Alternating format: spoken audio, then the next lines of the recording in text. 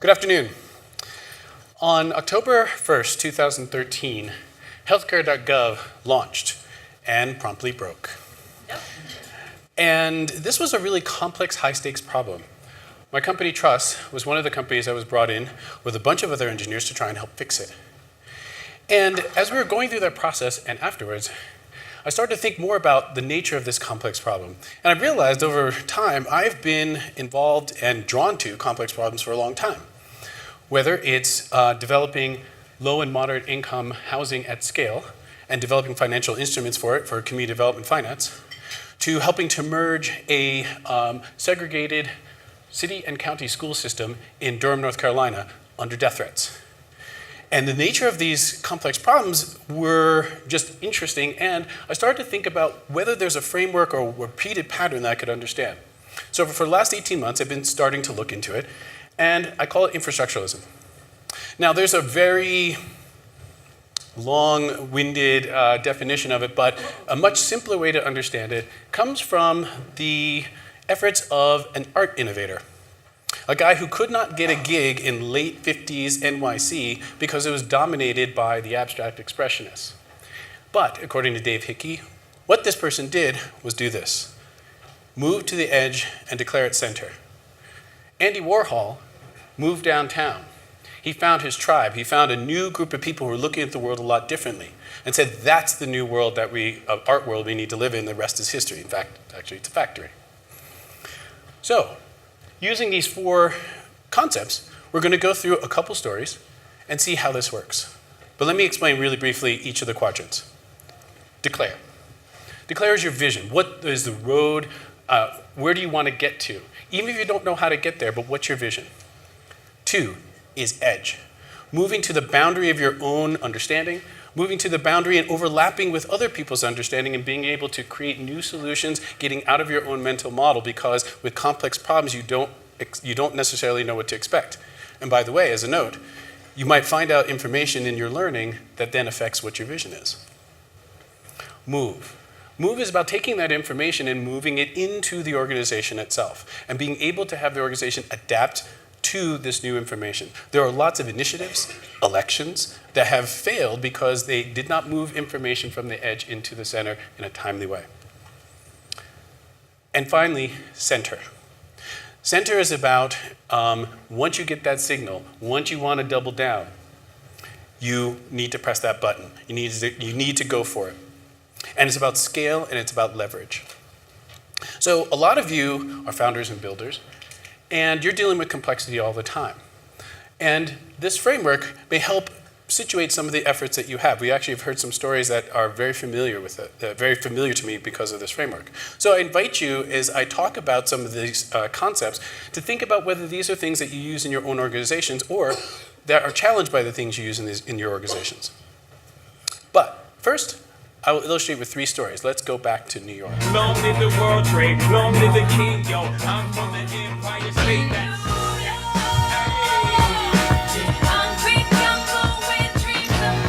All right, so now if you haven't woken up, you have now. New York, the world's greatest city post-war, 1955, straight flexing. And the major flexer was Robert Moses, the city planner who had a strong vision of what he thought a city can be. And he created the Triborough Bridge. He was behind the World's Fair. He was also behind the brutalist architecture that we now know as the projects, and what wiped out lots of brown and black communities along the way. As you could probably guess, he didn't really care that much about what residents thought. He had a vision, he was going straight for it, and it was all about executing that vision.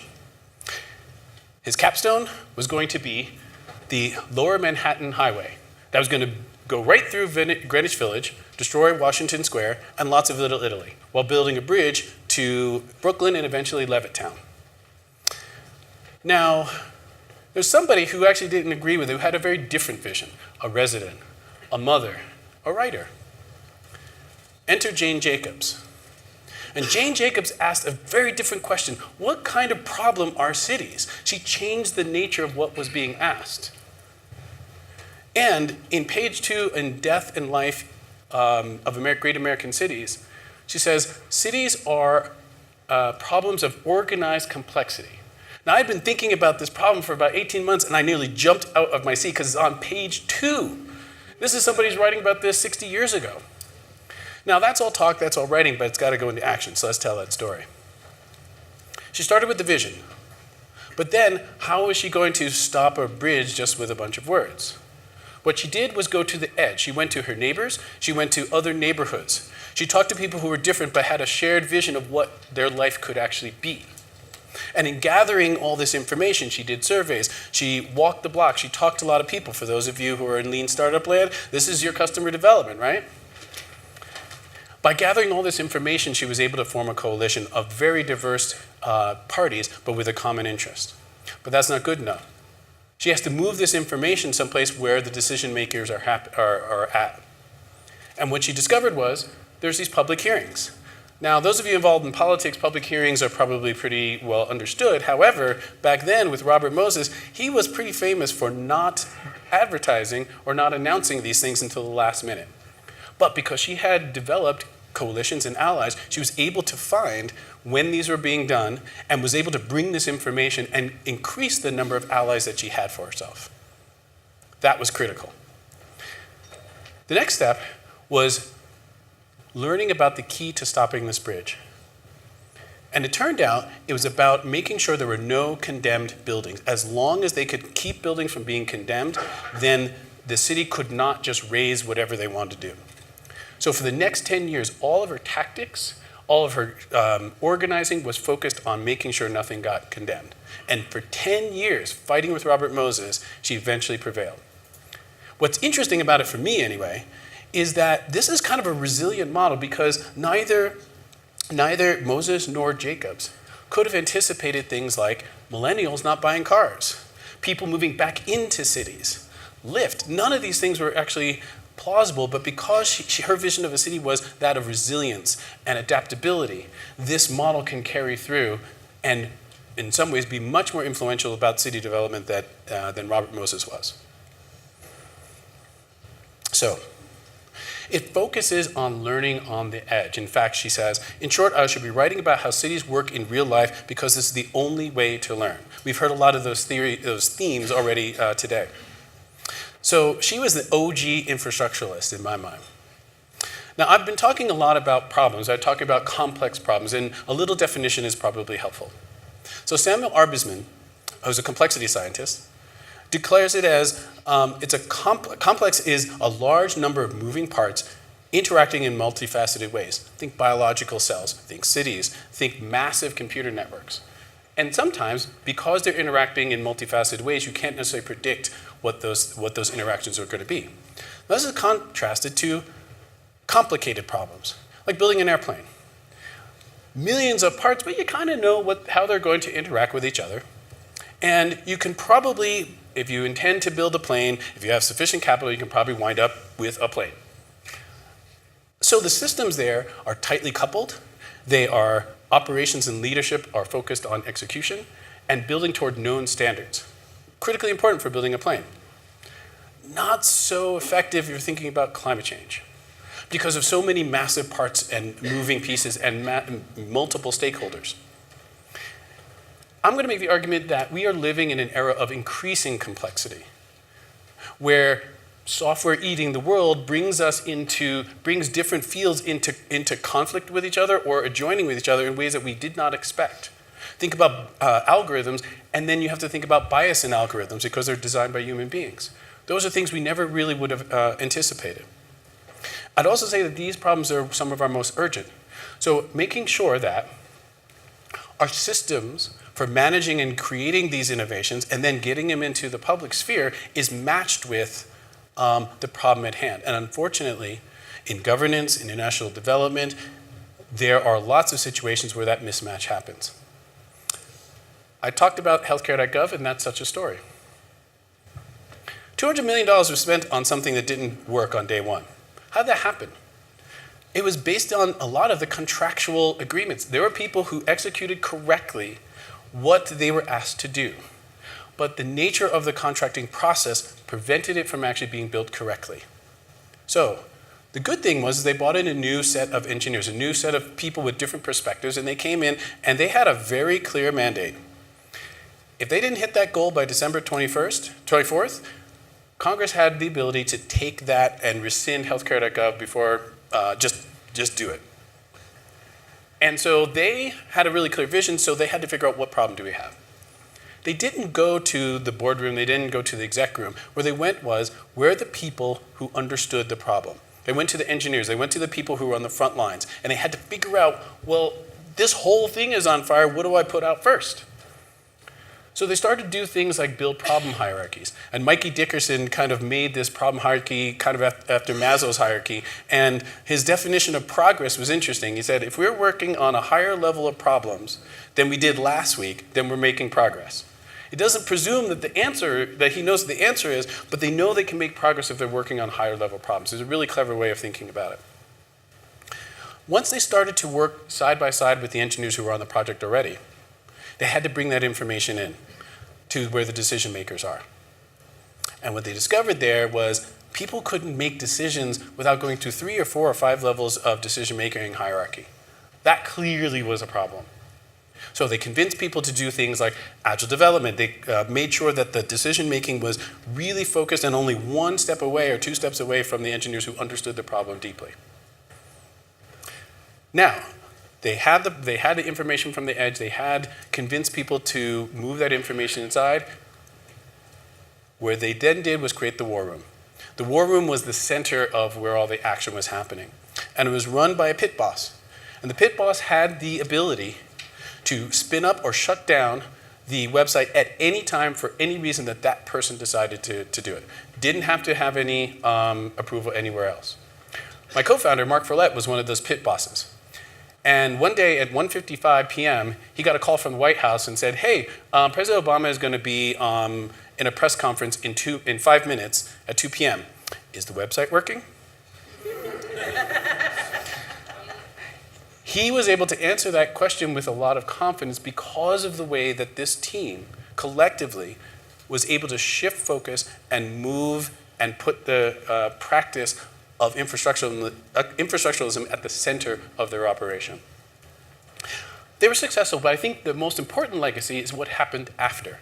So many people came into the public sphere saying, hey, there's a better way to develop software in the public interest. It spawned a lot of companies. My Company Trust, Nava, Nuna, Ad Hoc. It helped bolster US digital services in 18F. And there's a whole lot of people who are looking at this challenge and adopting new methods and thinking about procurement as one of the really important facets of this. So it's an emerging space, and I think it's going to be interesting. Even in the political climate, some of these efforts are still ongoing.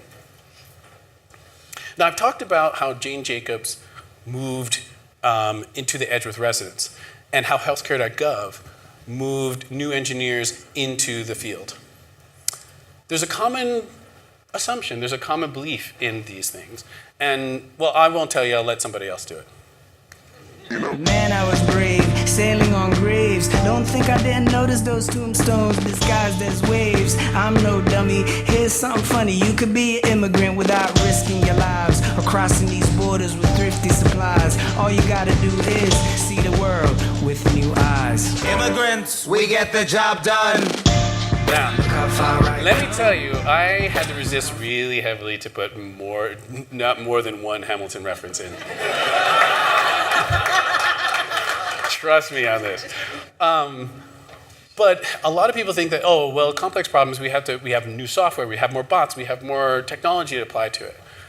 I think the common thread is being able to see with new eyes. This is the importance of diverse teams. This is the importance of conferences like this. But how do you then create an organization that beyond the room, beyond you as a founder or a creator, how do you create an organization that also adopts this? Enter John DeGioia, the chancellor of Georgetown University, which as a Duke person is really hard for me to put this on there. But he had a leadership style that he was given a task, create the 21st century university. And he has a 200-year academic history to contend with and a 2,000-year religious history to contend with. It's a Jesuit school. No one knows what a 21st century university is supposed to look like, but he's got a lot of issues and a lot of challenges in front of him. So he said, okay, we're going to do lots of experiments. We're going to figure out this together. And a lot of those experiments are going to have results that we didn't expect. And when those happen, it was his mantra.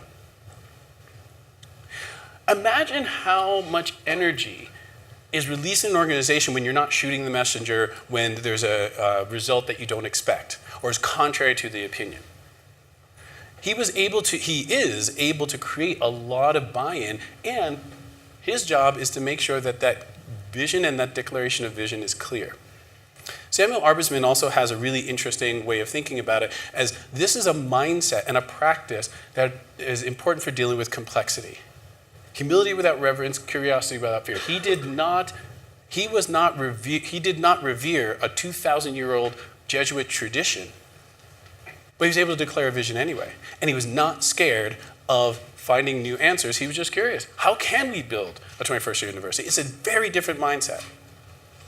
Now, those are 3 stories. Let me summarize and add one little piece. So, first, declare like DeGioia. Set a vision, and with humility and curiosity. Move to the edge like Jane Jacobs. Go to your neighbors, go to your departments. We heard a story earlier today. Coco talked about her walking around to different departments and bringing in new pieces of information to solve a problem that they said was going to be 5 years. That's exactly this. This is fantastic. So thank you for letting me steal that. And the diversity is not just about demography. It's about the attitude, the language, the mental models, the styles, all the things that come with new perspectives. And this can be in your teams, departments, your customers, your partners, or your competitors. Move. Move is the critical element in getting this information into the organization. Now, I have a story about trust that I'll add here. One of the things that we do is a thing called retrospectives. Does anybody know what retrospectives or practice it? Okay, very, very simply, and I'll add resources afterwards to talk about, because it's a great process. We learned it from UK government, and Etsy also has a great process for this. Essentially, every month or at the end of a project on a regular basis, you do 20 minutes of things that were good. Write them on yellow stickies, discuss. 30 minutes of things that were bad, discuss. Action steps, move on. What makes this so powerful? Well, it makes it such that anybody can participate. Now, we had a retro, and one of the junior engineers, woman, said, we have 50% women engineers, but we often call mixed gender groups you guys. Pretty common, right? And we're like, wow, yeah, that's right. What do we want to do about that? How can we move that information into the organization, and then how can we make that center? So a clever person decided to design a Slack bot. And does anybody who is unfamiliar with Slack? Okay, good. He designed a Slack bot. And the Slack bot, whenever somebody wrote "you guys," it would answer, "Did you mean y'all? Did you mean yuns?" For anybody Pittsburgh out there. Do you mean you people, everybody, whatever? And what was fantastic about it came from a junior engineer, and it completely changed the culture of the organization because it was transparent, it was able to be seen by everybody in the organization, and it changed behavior in a lighthearted way. And last I checked, designing a culture is a complex problem. So this was a great example of move for me, and kind of fun. Finally, center. Center for me is that war room, wherever it is that you decide to find a signal and double down. And also, to have the courage to say what's not working and stop it. One of my favorite phrases is kill your darlings. So when finding an assumption that actually doesn't fit anymore, do you have the courage to kill it? So, infrastructuralism is a framework for solving complex problems. And I think that complexity is accelerating, a large part because of software, and a large part because some of these challenges are persisting. Now, I started with an invitation for you to think about in your organization, are these things that you already do? Do you do pieces of it and not others? And I would really like to know. I'm at the edge of my learning as well. And I'd love to get a dialogue about how this works in your organizations, and in fact, where you can challenge this. Now, I think this is important, but tools and tips are not enough. We need more than that. We need heart. We need ambition. We need courage to be able to say, I don't know, but I'm curious enough to find out anyway. There's a lot of neuroscience, as Crystal just talked about, there's a lot of neuroscience that supports that this is a muscle that can be developed, not only in your own personal practice, but in organizations. In many ways, we can start to try and pursue mastery ourselves or in our organizations. So, with this practice, we can all start to address some of the challenges that we are facing. And the future of work, I'd argue, is a complex future that we actually can't figure out. But we have the opportunity, and we have the challenge, and frankly, the responsibility for trying. So, my challenge to you is this. If you want to dent the future, move to your edge. Declare that your center. Thank you very much.